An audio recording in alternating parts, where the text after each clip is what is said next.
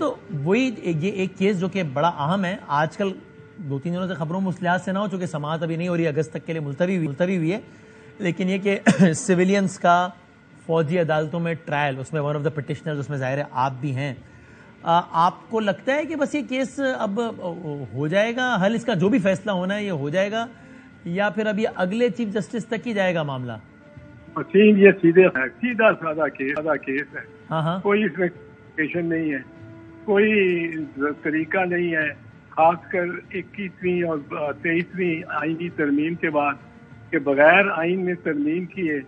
یہ کوئی فوجی عدالت کسی سویلین کو ٹرائی کر سکے، ماں سوائے ایک صورت میں کہ اگر وہ اکسا رہی ہو کسی فوجی کو اپنی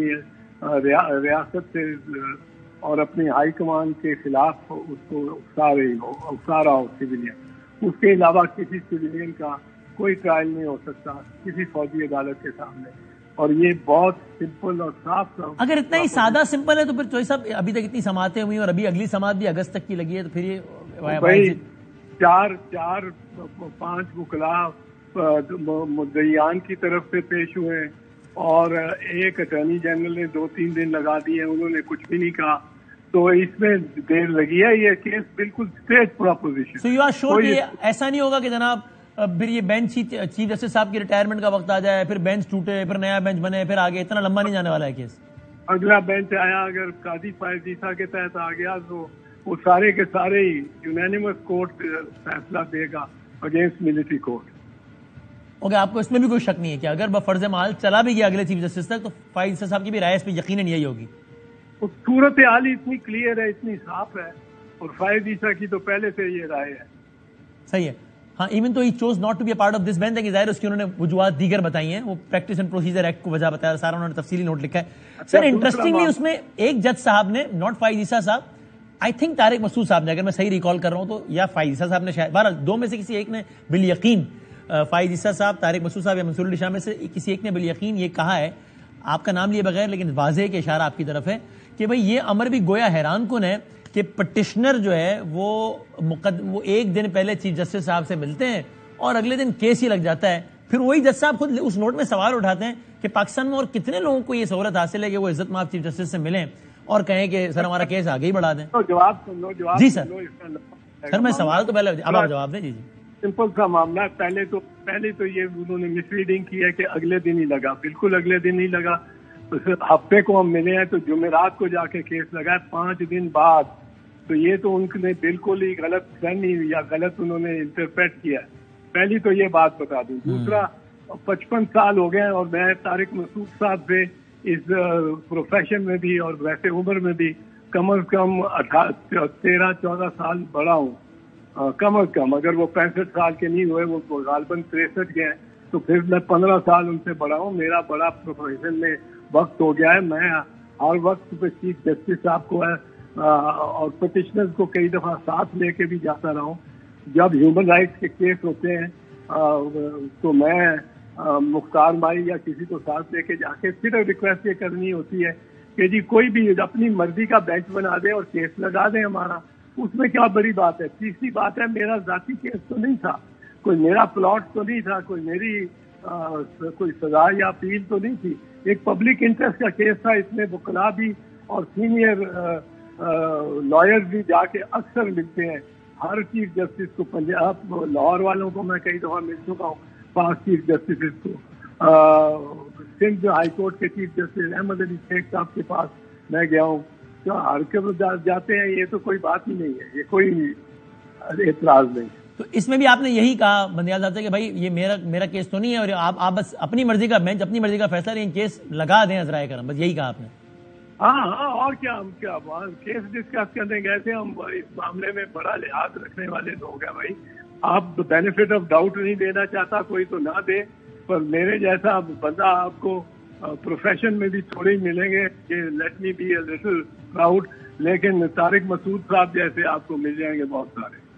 آئی ہیو ٹو سے دس انفارچونیٹلی، کیونکہ انہوں نے اتنی بڑی بات بنا دی ہے، ہر کوئی مجھے پوچھتا ہے اگلے دن لگ گیا، اگلے دن لگ گیا، اور 5ویں دن جا کے لگا۔ چیف جسٹس نے کنسلٹ کیا ہوگا لوگوں کو، اپنے کولیگز کو، اس نے خود سوچا ہوگا چیف جسٹس نے، اور 5ویں دن جا کے لگایا۔ یہ طارق مسعود صاحب کس طرح کہہ گئے کہ نیکسٹ ڈے لگا؟ مجھے ثابت کر کے بتائیں اور بلا لیں دکھا سے. اچھا اب نیکسٹ بات کرو. ہاں اچھا ٹھیک ہے. اچھا sir and towards the end Aitzaz صاحب یہ بتائیے آپ کس طرح ریڈ کر رہے ہیں؟ ظاہر ہے آپ اتنے سینئر سیاستدان، یہ آپ کو لگ رہا ہے کہ یہ نگراں حکومت کا معاملہ 90 روز کم و بیش 90 روز تک کی رہے گا، یا آپ کو لگتا ہے کہ ایک اور پنجاب طرز کی نگراں حکومت کی آمد ہے؟ اس میں ایک سب سے بڑا ملزم ہے میری نگاہ میں،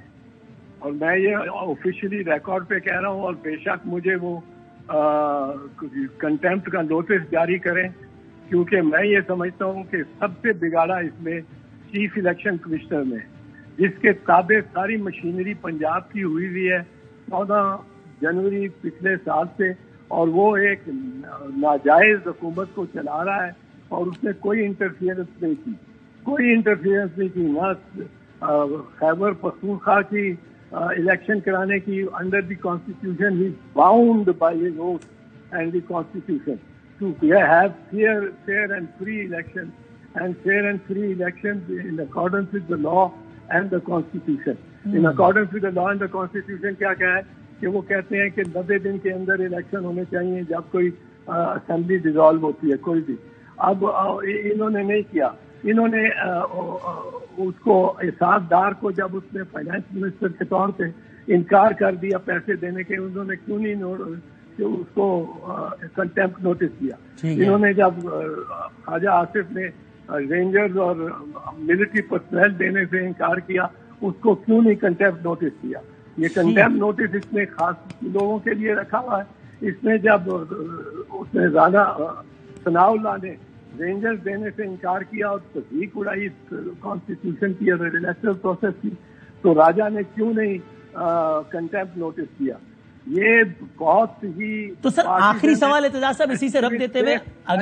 اگر عدالت بھی اس ضمن میں، چونکہ عدالت کا تو فیصلہ موجود ہے کہ آپ کو الیکشن کرانا 90 دن کے اندر، تاریخ بھی دے دی تھی انہوں نے، یا 90 دن سے تھوڑا سا انہوں نے کہا چلو آگے بھی چلے جاؤ، بعد دے لینا خاص تھا. تو اگر عدالت بھی اس میں کسی کو کنٹیمپٹ نوٹس جاری کر سکتی ہے تو وہ شخص چیف الیکشن کمشنر ہے، یا وزیر اعظم کو بھی کر سکتی ہے، یا وزیر اعظم ٹیکنیکلی ذمہ دار نہیں ہے چونکہ آئین پاکستان کے تحت الیکشن کرانے کا مجاز ادارہ الیکشن کمیشن آف پاکستان ہے؟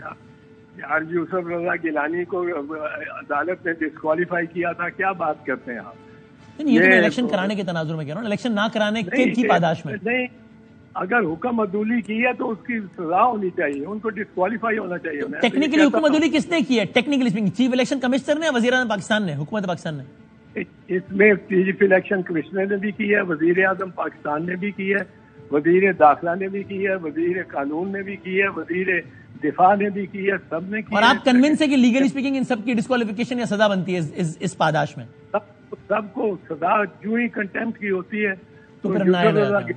چاہے rising of the court 3 second کی سزا ہو، دے آر ڈسکوالیفائڈ. ٹھیک، اور ان کو ڈسکوالیفائی ہونا چاہیے تھا. تھینک یو سر، بہت شکریہ اعتزاز احسن صاحب. رائے بھی دے رہے تھے اور بڑی ایک دلچسپ اپنی داستان بھی بتا رہے تھے چیف جسٹس پاکستان سے ملاقات کے بارے میں. اور ایک چیف جسٹس صاحب، ایک جج صاحب نے محترم نے جنہوں نے ایک آبزرویشن لکھی ہے، اعتزاز صاحب کا نام لیے بغیر لکھا ہے کی طرف پہلے اپنا وہ بتانے کے بعد، جو کہ ٹھیک ہے کہ میں ان سے بڑا بھی ہوں اور یہ، لیکن بڑی خفگی کا بھی اظہار بہرحال وہ کر رہے تھے.